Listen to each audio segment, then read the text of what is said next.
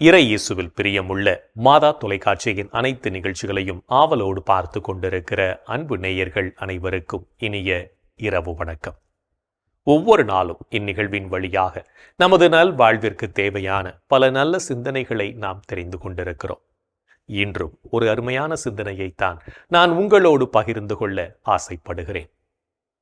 கடவுள் நம் ஒவ்வொருவருக்கும் ஒவ்வொரு நாளையும் புதிதாக கொடுத்து கொண்டிருக்கிறார். அன்றன்றைய பொழுதை நாம் நிஜத்தில் வாழ வேண்டும். நாம் வாழும் இன்றைய நாள் மட்டுமே நிஜம். நாளை என்பது கனவு. நாளைய கனவு நினைவாக இன்றைய நிஜத்தை நிகழ்வாக்க வேண்டும். தினமும் தான் உண்கிறோமே, நாளை உண்போம் என வயிற்றுக்கு ஒத்தி வைப்பதில்லை. புவியில் சிறந்தவர்களும் புது படைப்பாளிகளும் அறிவியல் அறிஞர்களும் அறிவில் சிறந்தோரும் உழைப்பாளிகளும் விஞ்ஞானிகளும் விவசாயிகளும் நாளை என்ற நாளை எண்ணி பார்ப்பதில்லை. இருந்தவரை என்ன செய்தோம், இனி வருகிறவர்களுக்கு எதை விட்டுச் செல்வோம் என்று முனைப்புடன் செய்த முயற்சியின் வெற்றியே இன்று நாம் காணும் இந்த நவீன உலகம். எனவே நாமும் நாளைய தினத்தை எதிர்பார்த்திராமல் இன்றைய பொழுதில் செய்ய வேண்டியவைகளை இனம் கண்டுகொண்டு வாழ்வோம். அப்போதுதான் நமது வாழ்வு நலமானதாக அமையும் என்பதை புரிந்து கொள்வோம். நம் குடும்பங்களில் அன்பு கொண்டு பழகுகையில் சமாதானம் செய்து கொள்ள சாக்குப்போக்கு தேவையில்லை. நாளை என்று நாள் பார்க்காமல் அன்றே அப்பொழுதே சமாதானமாய் சமரசமானால் நம் உள்ளத்தில் சாந்தம் தோன்றும். நம் இல்லத்தில் சந்தோஷம் பொங்கும். சண்டையின் போது சமாதானம் செய்ய நாளை என்று நாள் பார்த்தால் நம் குடும்பங்களில் என்றும் சமாதானம் நிலைக்க வாய்ப்பில்லை. இமை பொழுதும் விலகாமல் இப்பூ உலகை ஆளும் இறைநிலை இன்று மட்டும் ஓய்ந்தால் நாளை நமக்கேது? சுற்றும் பூமி இன்று மட்டும் நகராமல் நின்றால் வாழ்க்கை நமக்கேது? நரம்பிற்குள் நாதமிசைக்கும் இரத்த நாளம் இன்று மட்டும் இயங்காவிட்டால் நாளை நமக்கேது? இன்று மட்டும் இதயம் துடிக்காவிட்டால், இன்று மட்டும் இமைகள் இமைக்காவிட்டால், இன்று மட்டும் கால்கள் நடக்காவிட்டால், இன்று மட்டும் உணவு செரிக்காவிட்டால் நாளை நமக்கேது என்பதை புரிந்து கொண்டு ஒவ்வொரு நொடியையும் நிஜத்தில் வாழ்வோம். ஓர் ஊரில் ஒரு பெரிய செல்வந்தன் ஒருவன் இருந்தான். அவன் கடுமையான உழைப்பாளி, அதே நேரம் கருமியும் கூட என்பதில் எந்தவிதமான சந்தேகமும் இல்லை. யாரிடமாவது பேசும்போது கூட விளக்கு ஏன் வீணாக எரிகிறது என்று அணைத்துவிட்டு அதில் பணத்தை சேர்க்கும் மகா கஞ்சன். இவன் தான் சேர்த்த பணத்தில் ஐயா பசிக்குது என்று வரும் யாருக்கும் கொடுத்ததில்லை. வறுமை என்று வந்தாலோ விரட்டி அடிப்பான். இவனுடைய சொத்துக்கு வாரிசு ஒரே மகன். 4 தலைமுறை அமர்ந்து உண்போம் என நல்ல உணவு கூட உண்ணாமல் நாளைய தினத்திற்கு நாளும் சொத்து சேர்த்தவன். ஒரு முறை குடும்பத்துடன் சுற்றுலா சென்றான். சென்றவன் திரும்பி வரவில்லை. வாகன விபத்தில் குடும்பத்தோடு வாழ்வே முடிந்து போனது. நாம் ஒன்றையும் இந்த உலகத்திற்கு கொண்டு வரவில்லை. போகும்போது ஒன்றையும் கொண்டு செல்ல போவதில்லை. எனவே இருக்கும் நாளில் இயன்றவரை எளியோருக்கு உதவுவோம். உதவுவதற்கு நாளை என்ற நாள் பார்த்தால் ஒருபோதும் உதவி செய்வதற்கான வாய்ப்பில்லை. எனவே நாம் செய்கின்ற நல்லதை இன்றே செய்ய முற்படுவோம். இன்றைய தினத்தை எடுத்துக்கொள்வோம். இந்த நாள் முழுவதும் நாம் நிஜத்தில் வாழ்ந்தோமா என்று யோசித்து பார்ப்போம். மேலும் இந்த நாளில் நமது செயல்பாடுகள் எப்படிப்பட்டதாக இருந்தது என்று நம்மையே நாம் கேட்டு பார்ப்போம்.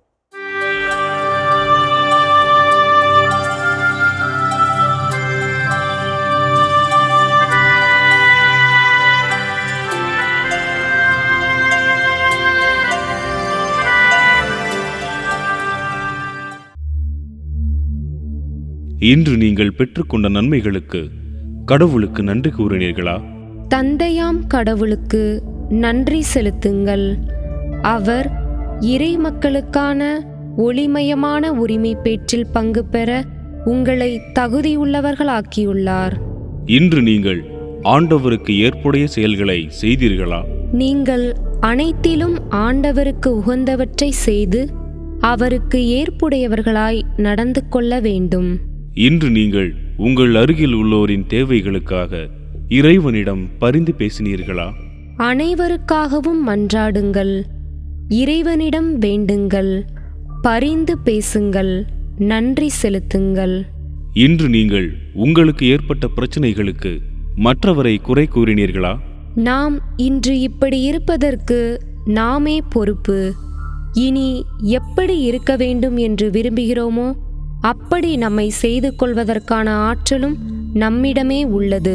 இன்று நீங்கள் நீதிக்காக போராடிய நேர்மையாளரை குற்றவாளி என தீர்ப்பளித்து செயல்பட்டீர்களா? நேர்மையானவரை குற்றவாளி என தீர்ப்பளித்து கொலை செய்தீர்கள். ஆனால் அவர் உங்களை எதிர்த்து நிற்கவில்லை. இன்று நாம் எப்படிப்பட்ட செயல்களை செய்திருக்கிறோம் என்று நம்மையே நாம் திரும்பி பார்த்த வேளையில் பல செயல்கள் இறைவனுக்கு ஏற்புடையதாக இருந்தாலும் சில செயல்கள் இறைவனுக்கு எதிராகவும் அமைந்திருக்கும். அத்தகைய தருணங்களுக்காக மனம் வருந்தி மன்னிப்பு கேட்டு மனத்துயர் மன்றாட்டை ஜெபிப்போம்.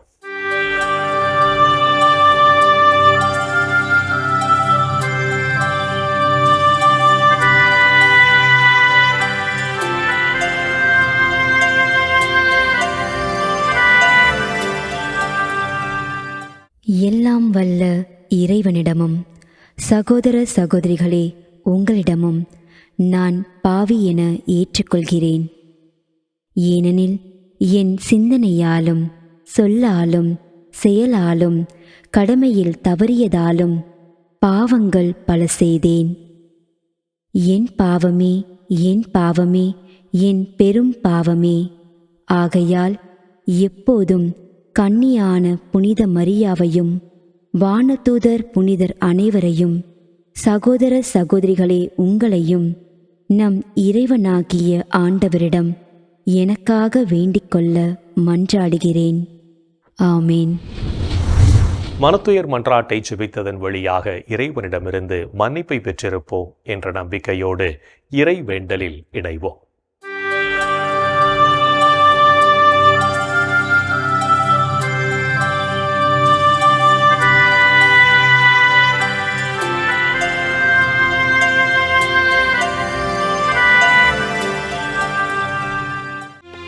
இறைவா இறைவா எமக்கு துணை புரிய வாரும். ஆண்டவரே எமக்கு துணை புரிய விரைந்து வாரும். தந்தைக்கும் மகனுக்கும் தூய ஆவியார்க்கும் மாட்சி உண்டாவதாக. தொடக்கத்தில் இருந்தது போல் இப்பொழுதும் எப்பொழுதும் என்றென்றும் இருப்பதாக. ஆமென்.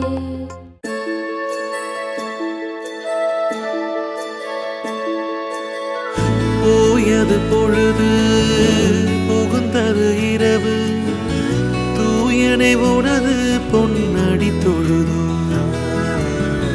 நேயமையெல்லாம் ஏதமும் நீக்கி நீயமையாண்டு காத்தருளையா. கனவுகள் துயில் வழி காணுதல் வேண்டாம், கனவிருள் பூதமும் கண்ணுரள் வேண்டாம். சினமுறு பகைவர் முரணலாம் வெல்வார், ஈனமும் உடலில் அணுகிடாது அருள்வார். ஆதியம் தந்தாய் அருள் புரிவீரே, அமலன மகனே அருள் புரிவீரே. ஜோதியே உருவாம் தூய ஆவியாரே, தொழுதனம் உமதடி அருள் புரிவீரே. ஆமென் ஆமென் ஆமென்.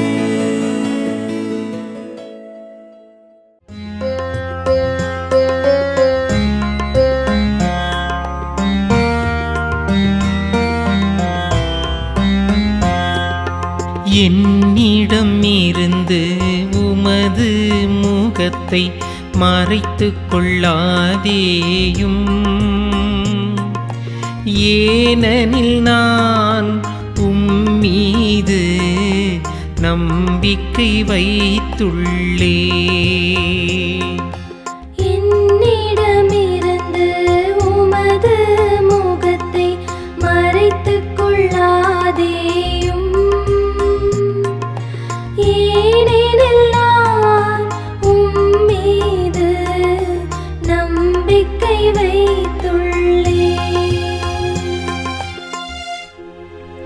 ஆண்டவரே, என் மன்றாட்டை கேட்டருளும்.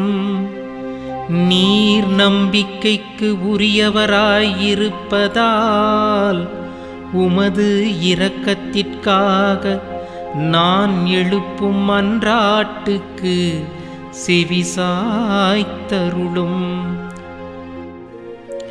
உமது நீதியின்படி எனக்கு பதில் தாரும்.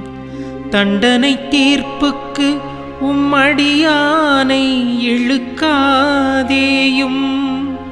ஏனெனில் உயிர் வாழ்வோர் எவரும் உமது திருமுன் நீதிமான் இல்லை.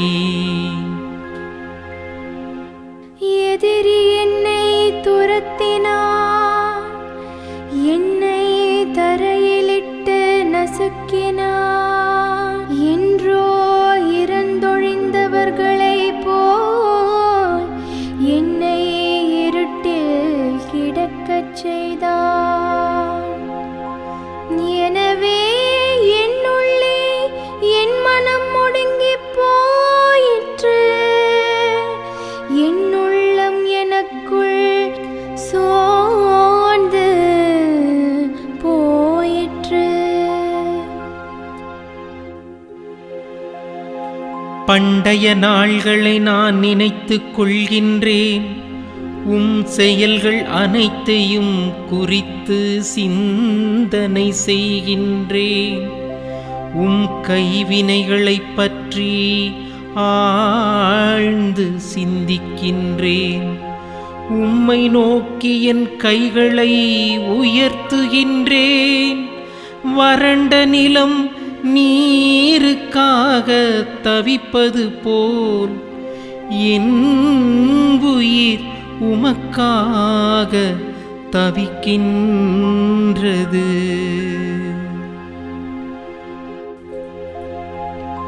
ஆண்டவரே, விரைவாக எனக்கு செவிசாய்த்தருளும்.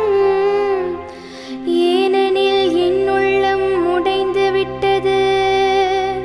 என்னிடமிருந்து உம்முகத்தை மறைத்துக் கொள்ளாதேயும். இல்லையெனில் படுகொலி செல்வோருள் ஒருவராகிவிடுவேன்.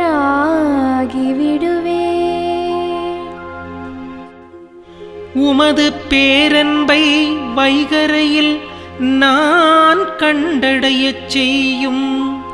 ஏனெனில் உம்மீது நம்பிக்கை வைத்துள்ளேன். நான் நடக்க வேண்டிய அந்த வழியை எனக்கு காட்டியருளும். ஏனெனில் உம்மை நோக்கி என் உள்ளத்தை உயர்த்துகின்றேன். ஆண்டவரே, என் எதிரிகளிடமிருந்து என்னை விடுவித்தருளும். நான் உம்மிடம் தஞ்சம் புகுந்துள்ளேன். திருவுள்ளத்தை நிறைவேற்ற எனக்கு கற்பித்தருளும். ஏனெனில் நீரே என் கடவுள். உமது நலமிகு ஆவி என்னை செம்மையான வழியில் நடத்துவதாக.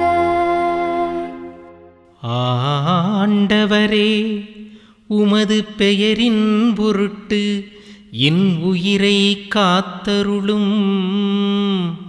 உமது நீதியின் பொருட்டு என்னை நெருக்கடியினின்று விடுவித்தருளும். தந்தைக்கும் மகனுக்கும் தூய ஆவியார்க்கும் மாட்சி உண்டாவதாக. தொடக்கத்தில் இருந்தது போல் இப்பொழுதும் எப்பொழுதும் என்றென்றும் இருப்பதாக. ஆமென். என்னிடம் இருந்து உமது முக முகத்தை மறைத்து கொள்ளாதேயும். ஏனெனில் நான் உம்மீது நம்பிக்கை வைத்துள்ளேன். என்னிடமிருந்து உமது முகத்தை மறைத்துக் கொள்ளாதேயும். ஏனெனில் நான் உம்மீது நம்பிக்கை வைத்துள்ளேன்.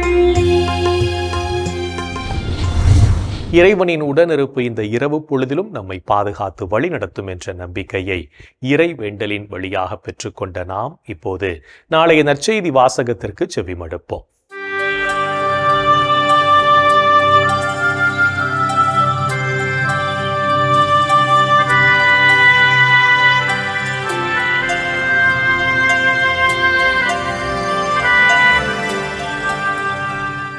நாளைய திருப்பலி வாசகங்கள். முதல் வாசகம் இறைவாக்கினர் ஓசேயா நூலிலிருந்து வாசகம். அதிகாரம் 10, இறைவார்த்தைகள் 1 முதல் 3, 7 முதல் 8 மற்றும் 12 முடிய. பதிலுரை பாடல் திருப்பாடல் 105, இறைவார்த்தைகள் 2 முதல் 7 முடிய. மத்தேயு எழுதிய தூய நற்செய்தியிலிருந்து வாசகம். அதிகாரம் 10, இறைவார்த்தைகள் 1 முதல் 7 முடிய. அக்காலத்தில் இயேசு தம் சீடர் 12 தம்மிடம் வரவழைத்தார். தீய ஆவிகளை ஓட்டவும் நோய் நொடிகளை குணமாக்கவும் அவர்களுக்கு அதிகாரம் அளித்தார். அத்திருத்தூதர் 12 பெயர்கள் பின்வருமாறு: முதலாவது பேதுரு என்னும் சீமோன், அடுத்து அவருடைய சகோதரர் அந்திரேயா, செபதேயுவின் மகன் யாகோபு, அவருடைய சகோதரர் யோவான், பிலிப்பு, பத்தலேமியு, தோமா, வரி தண்டினவராகிய மத்தேயு, அல்பேயுவின் மகன் யாக்கோபு, ததேயு, தீவிரவாதியாய் இருந்த சீமோன், இயேசுவை காட்டிக் கொடுத்த யூதாஸ் இஸ்காரியோத்து. இயேசு 12 அனுப்பியபோது அவர்களுக்கு அறிவுரையாக கூறியது: பிறவினத்தாரின் எப்பகுதிக்கும் செல்ல வேண்டாம், சமாரியரின் நகர் எதிலும் நுழைய வேண்டாம். மாறாக வழித்தவறி போன ஆடுகளான இஸ்ரேல் மக்களிடமே செல்லுங்கள். அப்படிச் செல்லும்போது விண்ணரசு நெருங்கி வந்துவிட்டது என பறைசாற்றுங்கள். ஆண்டவரின் அருள்வாக்கு. கிறிஸ்துவே உமக்கு புகழ். ஆண்டவரே, உம் கையில் என் உயிரை ஒப்படைக்கின்றேன். ஆண்டவரே, உம் கையில் என் உயிரை ஒப்படைக்கின்றேன். உண்மையின் ஆண்டவராகிய கடவுளே, எம்மை மீட்டவர் நீரே.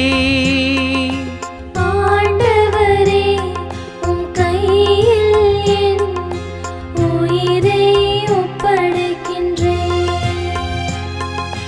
தந்தைக்கும் மகனுக்கும் தூய ஆவியார்க்கும் மாட்சி உண்டாவதாக.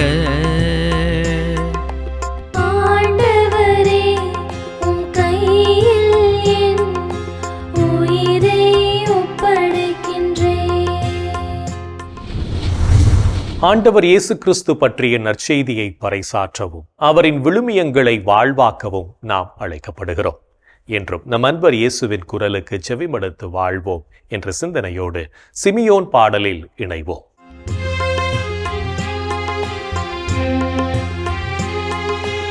ஆண்டவரே, நாங்கள் விழித்திருக்கும் போது எங்களை காத்தருளும். நாங்கள் தூங்கும் போது எங்களை பாதுகாத்தருளும். இதனால் கிறிஸ்துவோடு விழித்திருந்து அவரோடு அமைதியில் இளைப்பாறுவோம். அவரோடு அமைதியில் இளைப்பாறுவோம். ஆண்டவரே, உமது சொற்படி உம் அடியான் என்னை இப்போது அமைதியுடன் போகச் செய்கிறேன். ஏனெனில் மக்கள் அனைவரும் காணுமாறு நீர் ஏற்பாடு செய்துள்ள உமது மீட்பை என் கண்கள் கண்டு கொண்டன. இம்மீட்பே பிற இனத்தாருக்கு வெளிப்பாடு அருளும் ஒளி. இதுவே உம் மக்களாகிய இஸ்ரவேலுக்கு பெருமை. தந்தைக்கும் மகனுக்கும் தூய ஆவியார்க்கும் மாட்சி உண்டாவதாக. தொடக்கத்தில் இருந்தது போல் இப்பொழுதும் எப்பொழுதும் என்றென்றும் இருப்பதாக. ஆமென். ஆண்டவரே, நாங்கள் விழித்திருக்கும் போது எங்களை காத்தருளும். நாங்கள் தூங்கும் போது எங்களை பாதுகாத்தருளும். இதனால் கிறிஸ்துவோடு விழித்திருந்து அவரோடு அமைதியில் இளைப்பாறுவோம். அவரோடு அமைதியில் இளைப்பாறுவோம். இறைவன் நம்மை ஒவ்வொரு நொடி பொழுதும் அற்புதமாய் வழிநடத்தி கொண்டிருப்பதை சிமியோன் பாடல் வழியாக உணர்ந்து ஜெபித்த நாம் இப்போது நாளைய புனிதரை பற்றி பார்க்கலாம்.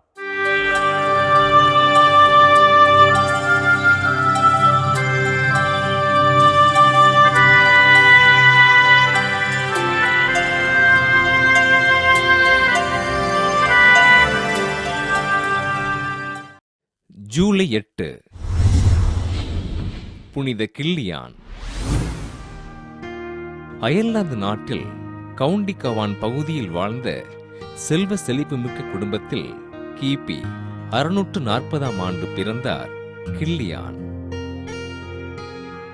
ஹை என்ற மடத்தில் இணைந்து துறவறம் பூண்ட கில்லியான் ஆயராக உயர்ந்து அயர்லாந்து முழுவதும் நற்செய்தி பணியாற்றினார்.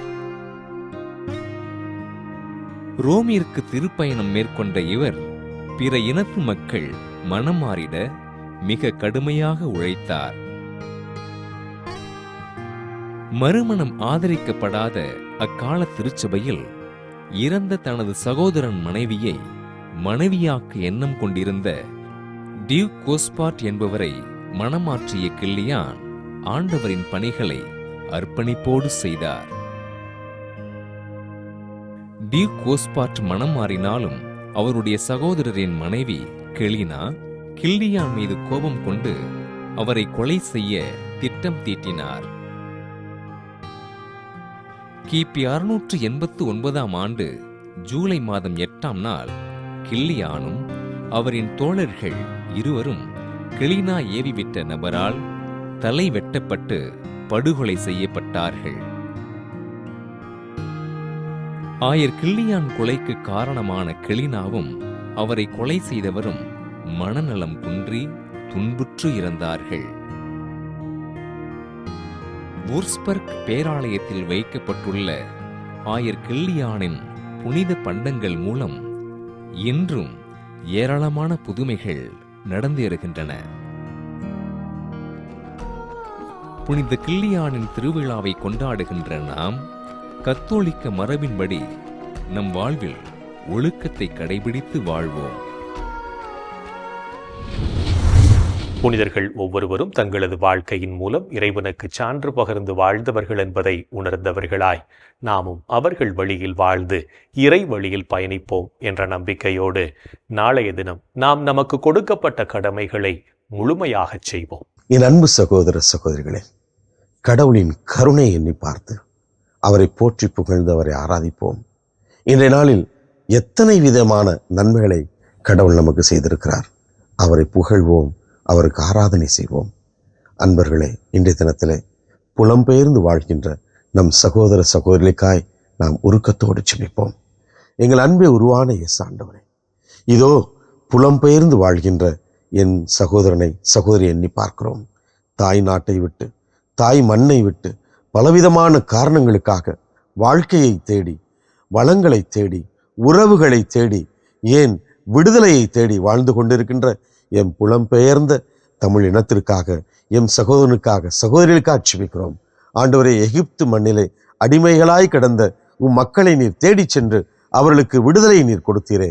ஆம் ஆண்டவரே, எம் சகோதரனுக்காக, சகோதரிக்காக, தன் தாய் நாட்டை இழந்து வாழ்கின்ற இவர்களுக்காய் நீர் விடுதலை நீர் பெற்றுத்தர வேண்டும் என்று உம்மை கெஞ்சி கேட்கிறோம்.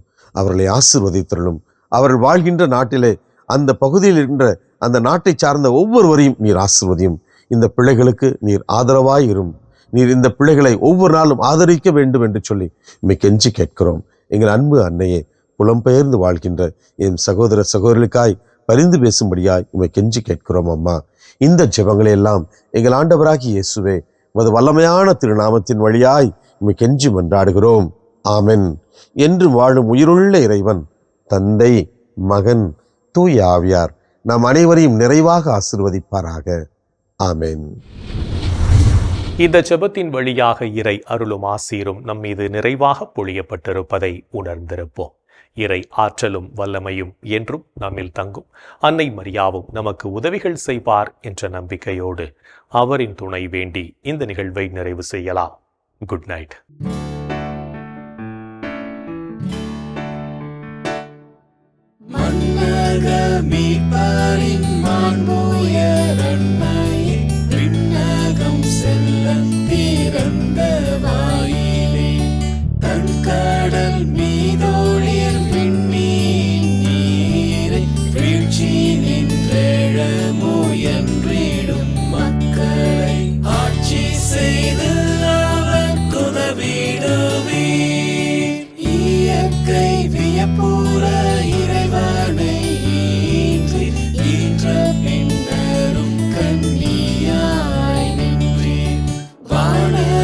கபிரியே